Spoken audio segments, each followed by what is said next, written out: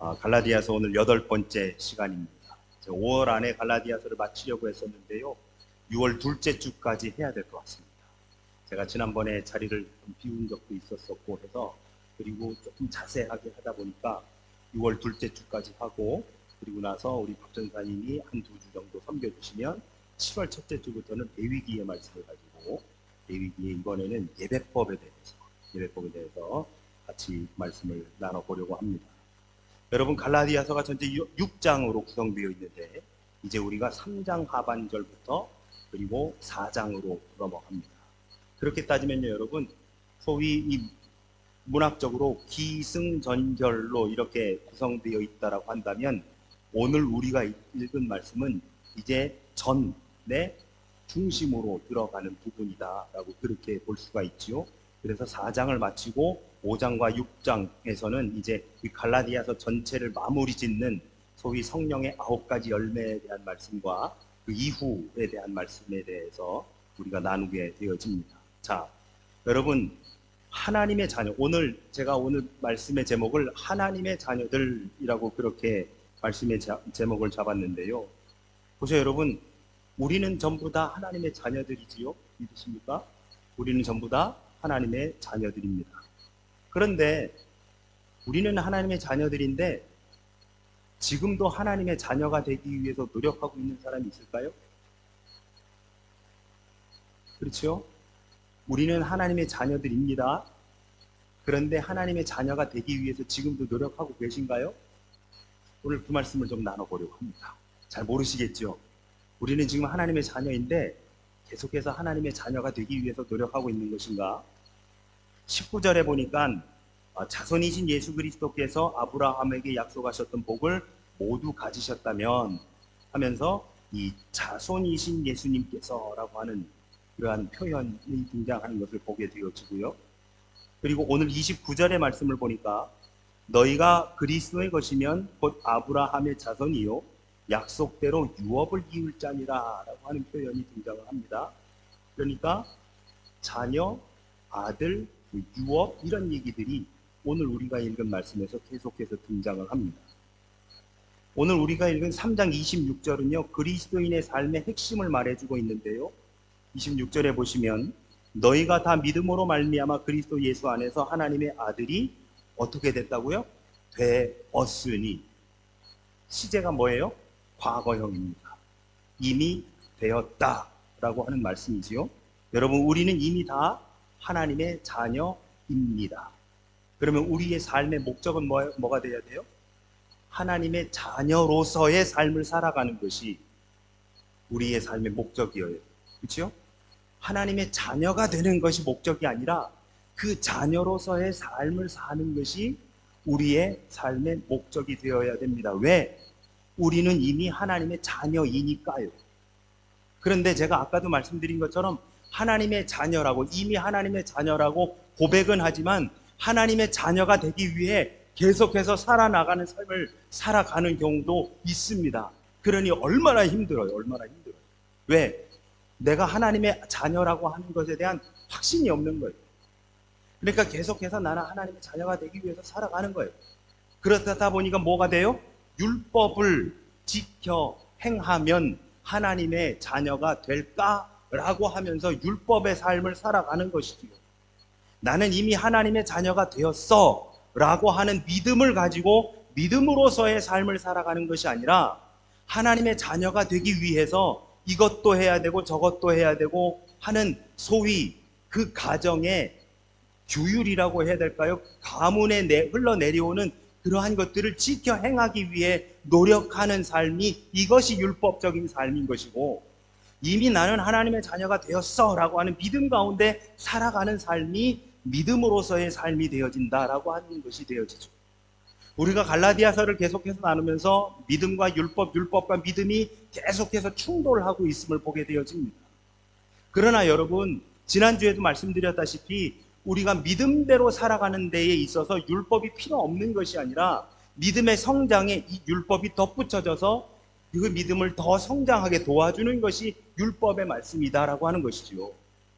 이를테면 바리새인들처럼 이 두 가지를 떼어서 믿음보다는 율법의 삶을 더 살아야만 구원에 이른다라고 생각하는 것이 아니라 내가 이미 하나님의 자녀 되었으니 그것을 믿음으로 믿음의 삶을 살아가며 이 율법이 더해지면 이 믿음의 완성이 이루어진다라고 하는 바로 그러한 말씀이 되어집니다. 여러분 보세요. 모든 사람이 하나님의 자녀가 다 되는 것은 아닙니다. 하나님이 지으셨다라고 하는 일반적인 의미에서 하나님의 자녀가 아닙니다. 모든 사람은 하나님의 형상대로 다 지으심을 받았기 때문에 하나님의 소생입니다. 사도행전 17장 29절에 보시면 이런 말씀이 있습니다. 이와 같이 하나님의 소생이 되었은즉 하나님을 금이나 은이나 돌에다 사람의 기술과 고안으로 새긴 것들과 같이 여길 것이 아니니라 하고 누가가 이렇게 사도행전에서 말씀하고 있는 것을 보게 됩니다. 그런데 여기에서 바울이 말하는 것은 훨씬 더 깊은 관계예요. 그러니까 하나님의 소생에서 머무르는 것이 아니고요. 하나님의 자녀로서의 삶에 대해서 오늘 본문에서 말씀을 해주고 계신다라고 하는 것이지요. 아까 나누었었던 26절의 말씀을 다시 보면 너희가 다 믿음으로 말미암아 그리스도 예수 안에서 하나님의 아들이 되었다라고 표현합니다. 여러분 저 어렸을 때요 이거 읽으면요 저는 남자잖아요. 그러니까 하나님의 아들이 되었다라고 하니까 여자애들을 되게 무시했어요. 죄송합니다. 본의 아니게 야 너네들은 아니야 라고 하면서 이 여성들을 조금 그랬었어요. 근데 실제로 제가 속으로도 이 여자애들이 읽으면 좀 그렇겠다라고 하는 게 있었는데요. 여러분 하나님의 아들이라고 하는 이 표현, 아들이라고 하는 표현은 성별을 나타내는 말이 아닙니다. 이거 잘 이해해야 돼요. 여기에서 하나님의 아들이라고 하는 이 표현은 성별적인 남성을 의미하고자 쓴 것이 아니고요. 당시에는요, 여러분, 소위 상속권이 남성들에게 있었습니다. 그래서 하나님의 아들이라고 하는 표현은 하나님의 상속권을 가진 사람이다라고 하는 표현이 되어지는 거예요. 그러니까 그 성별을 나타나는 것이 아니라 자격을 의미하는 겁니다. 하나님의 그 유업을 상속을 받을 사람이라고 하는 그 사람의 권한 그리고 그 사람의 자격을 의미하는 것으로서의 아들이라고 하는 표현이 쓰여진 겁니다. 이거하고 비슷하게 성별을 나타내는 단어로서 쓰여지기는 했는데 그것이 성별이 아니라 자격을 나타내는 또 다른 말이 뭐냐면 예수님의 신부라고 하는 말이 있죠. 여러분 우리는 남성이든 여성이든 상관없이 다 예수님의 신부라고 그렇게 이야기합니다. 그래서 신랑이 오실 때까지 우리는 잠을 자지 아니하고 기다리고 있어야 된다라고 성경은 그렇게 이야기하죠. 그러면서 열처녀의 비유를 이야기합니다. 5명은 기름을 준비했고 5명은 기름을 준비하지 않았다라고 그렇게 이야기하죠. 성별을 나타내는 말이 아니라 자격을 나타내는 말이 바로 이 하나님의 아들이다 라고 하는 표현입니다. 그러고 보니 결국 우리 모두가 다 그 상속권을 가지고 있는 사람이다 라고 하는 말씀이 되어지는 것이죠. 그러면 그리스도를 믿는 것이 어떻게 하나님의 아들이 되는 것인가? 27절의 말씀을 계속해서 보니까 누구든지 그리스도와 합하기 위하여 세례를 받는 자는 그리스도로 옷 입었느니라 라고 하는 표현을 우리가 보게 됩니다. 여러분 이 바울은요 옷에 대한 표현을 굉장히 많이 하거든요. 그도 그럴 것이 그가 고린도 지역에서 있을 때에 그 브리스길라와 아굴라의 도움을 받으면서 거기에서 1년 반을 머무릅니다. 그런데 고린도에서 1년 반을 머물렀었던 것은 이 바울이 사역했었던 기간 중에 제일 오래 머물렀었던 곳이 바로 이 고린도인데요. 그런데 이 브리스길라와 아굴라가 뭐 했었던 사람이냐? 바로 천막 장사였습니다. 염색을 해가지고 천막을 장사하는 사람이었었기 때문에 옷에 대한 관심이 바울이 굉장히 많았었다. 경험이 많았었고 그래서 그것에 대한 비유를 많이 드는데요. 크게 4가지의 의미를 갖고 있습니다. 우리가 그리스도로 옷 입는다라고 하는 의미에는 4가지 의미가 있습니다. 첫 번째로 뭐냐면 우리의 정체성, 우리의 진정한 정체성이 바로 그리스도 안에 있다라고 하는 의미가 있습니다. 여러분 한복 입으면 어느 나라 사람이에요? 한복 입으면 한국 사람이에요. 그렇죠? 이 히잡 뒤집어 쓰면 무슨 사람이에요? 예, 무슬림이에요. 그 사람이 어떤 옷을 입었느냐에 따라서 그 사람의 정체성을 우리가 알 수 있습니다. 그렇죠? 저는 여기 어제 뭘 좀 찾느라고 저희 집에 옷장을 좀 열었는데요. 한국에서 들어올 때 저희는 한국에서 오던 날 한국에 눈이 왔었어요. 그래가지고 두꺼운 옷을 입고 공항에 가가지고 그 두꺼운 옷을 가방에다 넣었었거든요. 그 두꺼운 옷이 저희 옷장 안에 저 구석 안에 있더라고요. 아우 더워. 보기만 해도. 네. 여러분 얇은 옷을 입고 있는 사람 우리 같이 싱가포르에 사는 얇은 옷을 입고 사는 사람들은 뭐예요? 그런 나라에 살고 그런 환경에 살고 있는 사람이에요. 두꺼운 옷을 입고 있는 사람들은요 그런 환경 속에 살고 있는 거예요. 그 사람이 어떤 옷을 입고 있느냐라고 하는 것은 그 사람의 정체성을 보여주는 겁니다. 그가 어디에 사는지, 어느 민족인지, 어느 나라 사람인지, 어떤 종교를 갖고 있는지 그 사람의 정체성을 보여주는 것입니다. 그러므로 우리가 그리스도로 옷 입었다라고 하는 것은 우리가 바로 그리스도의 자녀들이다. 바로 우리가 그리스도인이다 라고 하는 바로 그것을 의미하는 것이다. 두 번째로 그리스도로 옷 입었다라고 하는 두 번째 의미는 그리스도와 긴밀한 관계를 맺고 있다라고 하는 겁니다. 여러분 우리가 가장 밀접하게라고 표현할까요? 가까이 있는 머티리얼이 바로 이 옷 아닙니까 여러분? 우리가 옷을 제일 안에 입습니다. 우리 몸과 가장 밀착되게 입는 것이 바로 이 옷입니다. 그리고 이 옷은 우리를 가려주기도 하고 우리를 열어 보여주기도 하고 내가 가는 곳이면 어느 곳이든 옷도 함께 갑니다. 그러니 그리스도가 우리의 옷이라고 말하는 것은 매 순간 우리가 그리스도와 함께 하고 있다라고 하는 것을 의미하는 것이다. 그리스도와 긴밀한 관계가 있다라고 하는 것이죠. 세 번째로는 그리스도를 닮아간다라고 하는 의미가 있습니다. 여러분 어떤 옷을 입었느냐에 따라서 그 사람의 행동이 달라집니다. 우리 남성들은요 여러분 이런 말이 있어요. 군복만 입으면 아무 데서나 잘 수 있다. 군복만 입으면 아무 데서나 잘 수 있고 군복만 입으면 늘 배고프고 춥고 졸리고 그 군복만 입으면 꼭 그래. 저도 감신 다니면서 예비군 훈련 갈 때 그 군복 입으면 늘 뭔가 모르게 그래 좀 자유해진다고 할까요? 그런 느낌이 좀 있었습니다.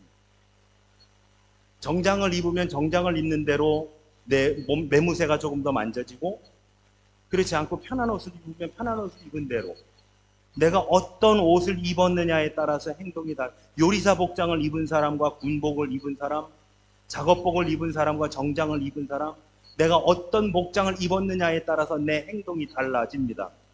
결국 그 옷에 따라서 내 행동이 달라지는 것, 그리스도로 옷 입었다라고 하는 것은 그리스도를 닮아간다. 그리스도로 말미암아 나의 행동이 달라져 간다라고 하는 결국 그리스도를 닮아간다라고 하는 말이 되어집니다. 창세기 17장 1절에 보시면 이런 말씀이 있습니다. 너는 내 앞에서 행하여 라고 하는 말이 있는데요. 결국 우리가 하나님 앞에서 행한다라고 하는 것은 그리스도로 옷 입어 그분을 닮아간다라고 하는 것을 의미하는 것이죠. 말씀에 비추어 내 삶을 고스란히 보게 된다라고 하는 말씀이 되어집니다.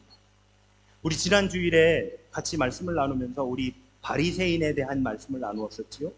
예수님께서 쭉 하셨었던 요한복음 8장, 9장, 10장에서 계속해서 하셨었던 바로 그 말씀이 그 누구에게 하셨던 말씀이냐? 바리새인들에게 하셨던 말씀인데 바리새인들에게 뭐가 없었다? 진리가 없었다. 바리새인들에게는 율법은 있었지만 진리가 없었다. 그러면 그 진리가 무엇이냐? 바로 하나님의 말씀입니다. 그 하나님의 말씀 앞에 자신을 온전히 세워본 적이 없었더라라고 하는 말씀 우리 지난 주일에 함께 나누었었습니다. 여러분 우리는 바로 그리스도로 옷 입어 그리스도를 닮아가며 늘 하나님의 말씀 앞에 우리를 세워보아야 합니다.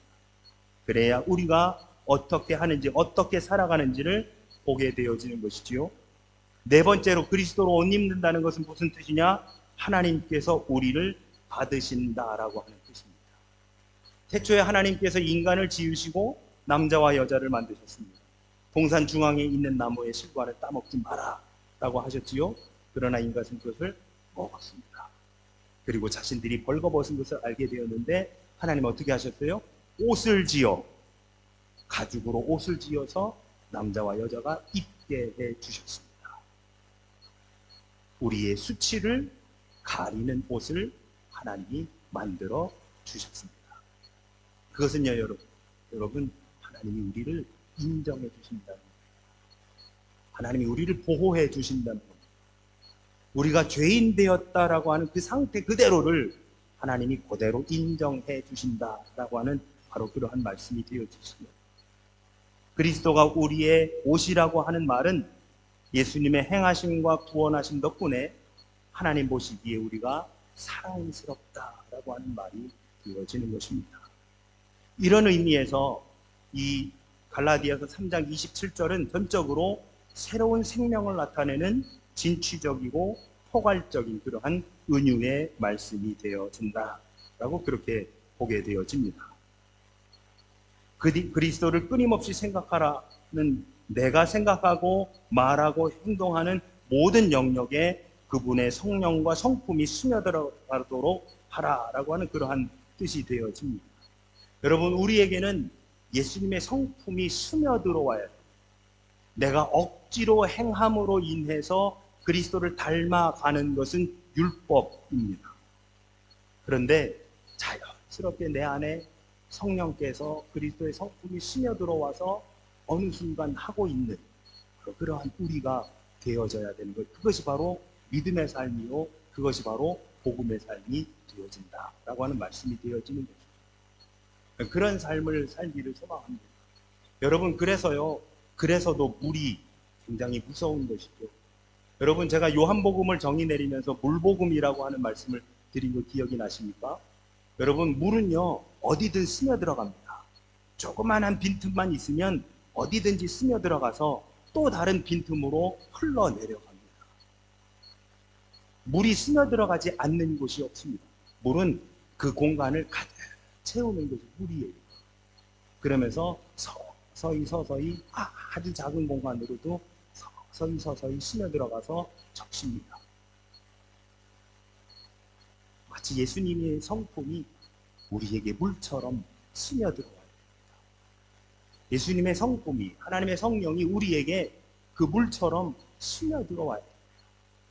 그래서 어느 순간 이미 변화되어져 있는 우리의 모습들을 발견할 수 있어야 되는, 그게 바로 복음으로 사는 삶이 되어지는 것이죠. 자, 이제 3장 26절부터 29절까지의 이 진리를 뒤로 한 채 4장으로 들어가 보고자 합니다.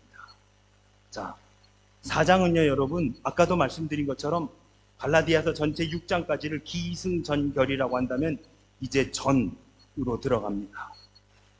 자, 하나님의 자녀가 되었다라고 하는 의미를 조금 더 잘 파악하도록 하기 위해서 우리에게 바울은 양자됨을 설명하기 위해서 엄청난 재산을 상속받을 한 소년을 예로 들면서 4장을 시작합니다. 1절과 2절입니다. 내가 또 말하노니 유업을 이을 자가 모든 것의 주인이나 어렸을 동안에는 종과 다름이 없어서 그 아버지가 정한 때까지 후견인과 청지기 아래에 있나니 라고 말씀합니다. 여러분, 이 소년은 지금요 후견인과 청지기 아래에 있기에 종과 다름없습니다. 하지만 때가 되면 뭐해요?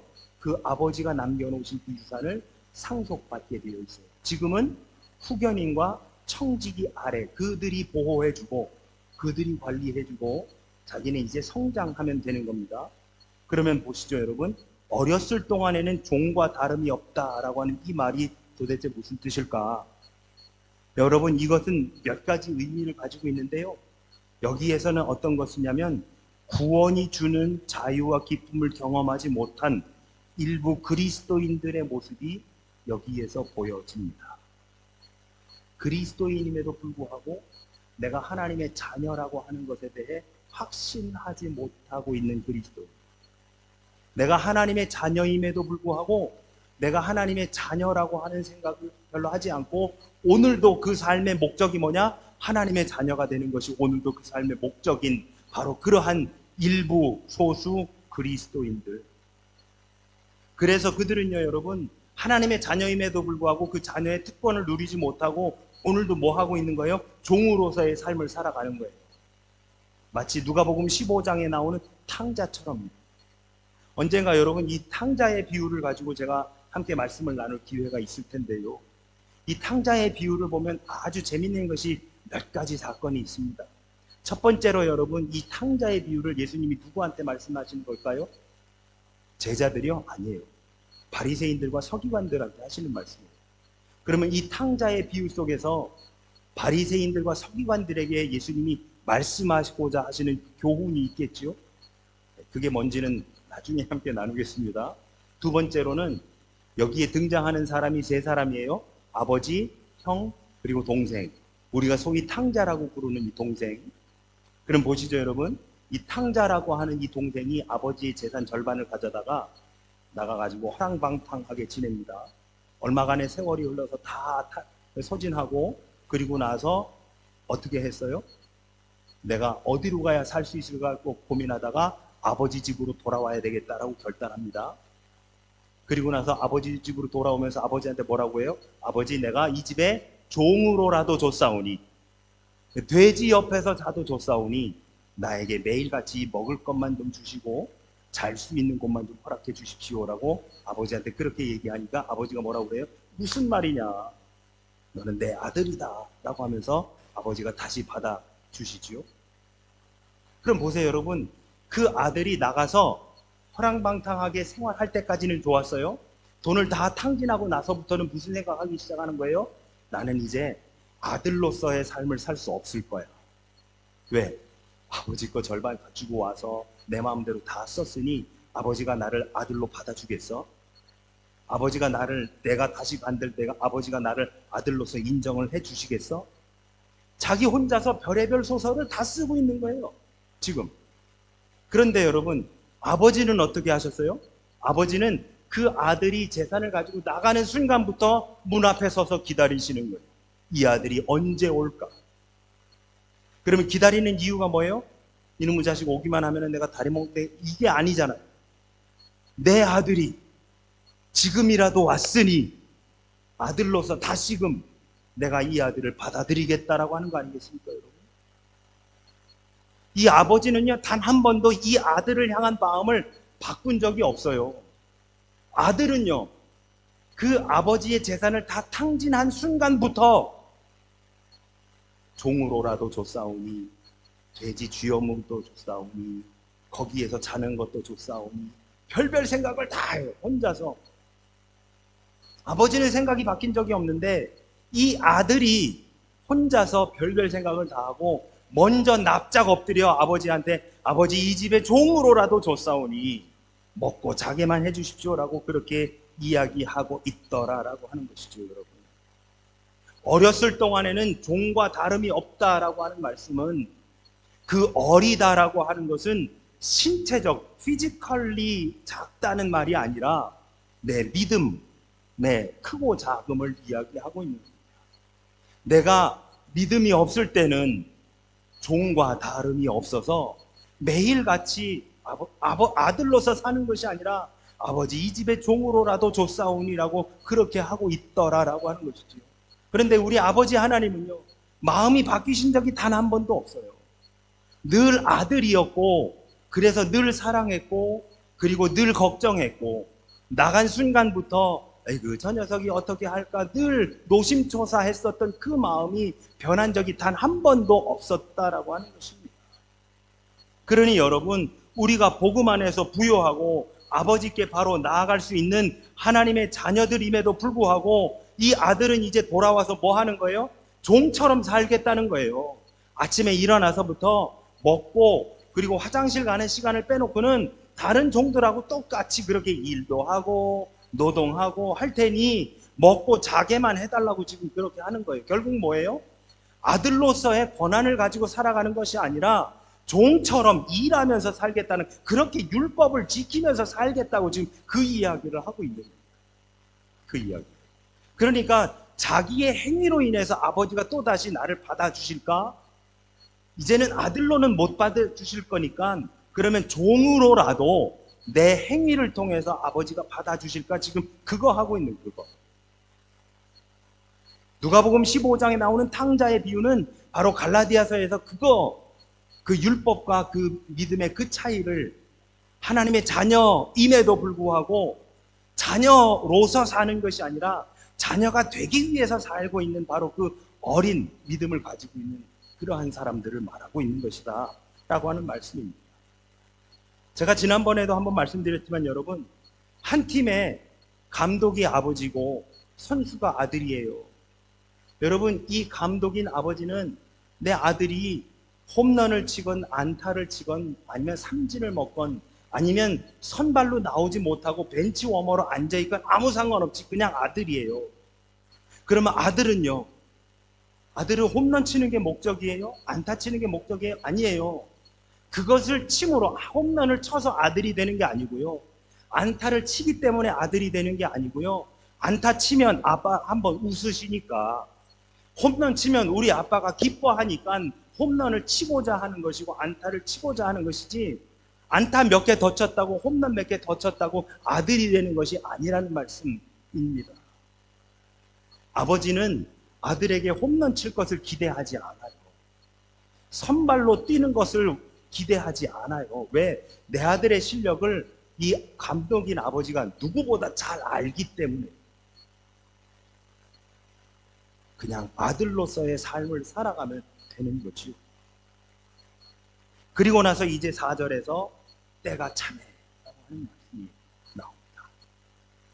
여러분, 이 때가 참해, 이 찬양 아시죠? 때가 참해 아버지께 신령과 진정으로 예배드리네. 저는 여러분 이 찬양을 참 좋아합니다. 그런데 이 찬양을 부를 때마다 조금 불편합니다.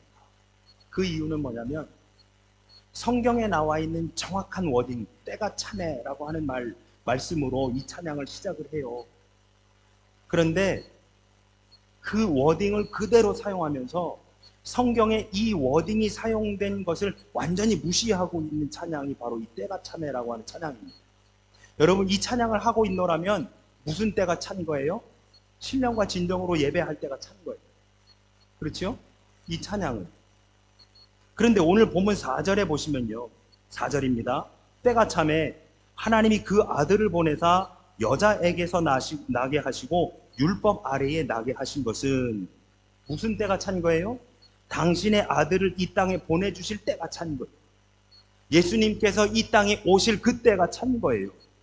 그래서 그분으로 하여금 5절에서 율법 아래에 있는 자들을 속량하시고 그렇게 하실 때가 찬 거예요. 그러니까 어떤 때가 찬 거냐면 그 아들이 이제 이 땅에 오실 때가 찬 것이고, 그 아들이 오셔서 율법 아래에 있었던 우리들을 속량하실 그 때가 찬 거예요. 당시 여러분, 로마의 어린 상속자는 14세까지 보호자 아래에 있어야 했고 25세가 되었어도 후견인의 관리 아래에 있었다고 합니다. 그래서 청년기의 훈련을 다 마치고 나서야 비로소 독자적인 재산권을 행사할 수 있었다고 그래요. 그러니까 25세가 넘어서 청년기 훈련을 받아야만 소위 상속권을 갖게 되어진, 자기 혼자서요. 자기 혼자서. 그러니까 오늘 본문 4절에서는 무슨 때가 찬 것이냐? 재산권을 행사할 수 있는 때가 찬 거예요. 1절에서 이 어렸을 동안이 이제 지나간 거고 소위 신앙적 성인이 되었다라고 하는 것입니다. 때가 참해. 5절을 계속해서 보시면 우리로 아들의 명분을 얻게 하려 하심이라. 이제 우리는 예수 그리스도께서 오셔서 율법 아래에 있는 우리들을 구원해 주시름으로 말미암아 하나님의 아들이라고 하는, 하나님의 자녀라고 하는 그 자격을 우리에게 주신 것이고 바로 그 때가 찼다라고 하는 말씀이 4절에서의 때가 참해라고 하는 의미가 되어집니다. 여러분, 그리스 로마 시대에는 아들이 없는 부유한 자가 종들 중에 하나를 자기의 양자로 삼아서 자신의 그 재산을 다 물려주었었다라고 그렇게 합니다. 선택을 받는 순간 그 종은 노예 신분에서 벗어나서 바로 아들이자 상속권자가 되어지는 것이지요. 법률적인 특권을 부여받습니다. 태생적으로는 양아버지하고는 아무런 관계가 없음에도 불구하고 이제 아들이라고 하는 법률적인 지위를 누리게 된 것입니다. 그게 바로 우리들 아닐까요, 여러분? 태생적으로는 죄인인 우리가 내가 참에 예수 그리스도께서 이 땅에 오셔서 율법 아래에 있었던 우리들을 속량해 주심으로 이제 우리가 뭐가 된 거예요? 하나님의 자녀들이 된 거예요. 그게 바로 우리들이에요. 그게 바로 하나님의 자녀입니다. 그러니 우리는 뭘로 살아야 돼요? 하나님의 자녀로서 살아가는 거예요. 하나님의 자녀가 되기 위해 살아가는 것이 아니고요. 여러분, 하나님의 자녀가 되기 위해 살아간다고 하나님의 자녀가 되는 게 아니라 그 길은 오직 한 분 예수 그리스도로만이 우리는 하나님의 자녀가 되어질 수 있는 것이지요. 그래서 그분이 이 땅 가운데 오셨고 때가 차면 이 땅 가운데 오셨고 죄 가운데 있었던 우리들을 속량해 주셔서 우리가 하나님의 자녀가 되었으니 우리는 하나님의 자녀가 되기 위해 살아가는 것이 아니라 하나님의 자녀로서 살아가면 되는 것이다 라고 하는 바로 그러한 말씀이 되어집니다. 자녀가 되었다는 것은요, 여러분, 유업을 상속받을 자라고 하는 거예요. 아버지의 유업을 상속받을 자라는 거예요. 내가 달라고 하지도 않아도 되고요. 내가 여기까지가 제 겁니다라고 주장하지 않아도 되고요. 내게 딱 정해져 있어요. 그래서 때가 되면 아버지가 그것을 나에게 이것은 내 것이다라고 주어주신다라고 하는 것입니다. 그러니 우리는 바로 그것을 이어받을 상속자로서의 삶을 살아가면 된다라고 하는 것이죠. 그러니 우리는 이제 율법적인 초등학문 아래에 있어서 종노릇하던 우리가 때가 차서 우리가 이제 성인이 믿음, 신앙적으로 성인이 되어 이제는 아버지의 유업을 이어받을 자격을 갖게 되었으니 우리는 뭐 해야 되느냐? 그 유업을 받을 자세를 가져야 돼요. 자격은 이미 가졌어요. 예수님을 믿음으로, 예수님이 십자가에 달리심으로, 그분이 부활하심으로 말미암아 우리는 이미 자격을 받았어요. 그러니 우리는 뭐 해야 하면 되느냐? 자세를 갖는 거예요. 자세를. 7절의 말씀을 보시면 이렇게 되어 있습니다. 그러므로 내가 이후로는 종이 아니요 아들이니 아들이면 하나님으로 말미암아 유업을 받을 자니라. 우리 모두는 이제 하나님의 자녀들입니다. 하나님의 자녀가 되고자 사는 삶이 아니라 하나님의 자녀로서의 삶을 살아갈 수 있게 된 사람들입니다. 그래서 우리는 하나님 나라의 유업을 받을 자세를 취하면서 살아가는 사람들이에요. 그것을 오늘 성경은 뭐라고 이야기합니까? 그리스도로 옷 입었느니라. 그리스도로 옷 입은 사람으로서 살아가면 됩니다. 그리스도와 가장 밀접하게, 그리고 바로 그것이 나의 정체성임을 알고 그분과 늘 동행하면서, 그리고 그 옷을 입었으므로 그리스도를 닮아가면서, 그리고 하나님께서 우리를 늘 보호해 주신다는 바로 그 생각 속에서 우리는 자신 있게 떳떳하게 살아가면 됩니다. 어떤 근심과 걱정이 있으십니까? 염려하지 마십시오. 하나님이 우리의 아버지십니다. 우리 교회에 힘들고 어려운 지점들이 있습니까? 염려하지 마십시오. 우리 교회는 하나님의 교회입니다. 하나님이 모든 것을 다스리시는데, 하나님이 모든 것을 행하실 텐데, 여러분, 그러므로 말미암아 우리의 걱정이 기도가 되어야 할 줄로 믿습니다. 아멘. 걱정하고 근심하는 것이 아니라 그 우리의 걱정과 근심이 기도가 되고, 그 기도가 주님 전에 상달되면 우리가 하나님의 자녀이니 하나님께서 다 하나님의 뜻대로 이루어 주실 줄로 믿습니다. 그래서 하나님의 자녀로서의 삶을 살아가는 우리들, 모든 근심과 걱정 주님 앞에 다 내려놓고, 돌아오는 주일날 제가 그 말씀 이제 같이 나누려고 하거든요. 요한복음 14장에 그 하나님의 자녀로서 삶을 살아가는 우리들, 지난주의 말씀처럼 목자 되신 우리 주님만을 온전히 따라가는 우리들의 삶을 살아가시는 저와 여러분이 되시기를 우리 주님 예수 그리스도 이름으로 축원합니다. 아멘. 우리 함께 찬양하시고 기도하기 원합니다. 하나님의 자녀